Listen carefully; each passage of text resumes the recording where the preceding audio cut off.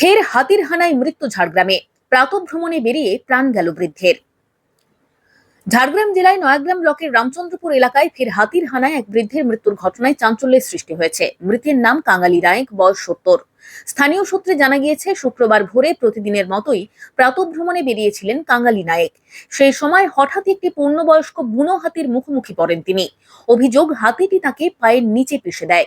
ঘটনাস্থলেই তার মৃত্যু হয়। ঘটনার খবর ছড়িয়ে পড়তে এলাকায় আতঙ্কের পরিবেশ তৈরি হয়।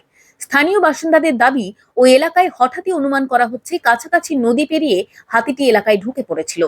বৃদ্ধের মৃত্যুর ঘটনায় বন দফতরের ভূমিকা নিয়ে ক্ষোভ প্রকাশ করেছেন এলাকাবাসী। তাদের অভিযোগ, হাতির গতিবিধি সম্পর্কে আগাম সতর্কতা বা পর্যাপ্ত নজরদারির অভাবেই এই মর্মান্তিক ঘটনা ঘটেছে। ঘটনার খবর পেয়ে বন দফতর ও স্থানীয় প্রশাসনের আধিকারিকেরা ঘটনাস্থলে পৌঁছন।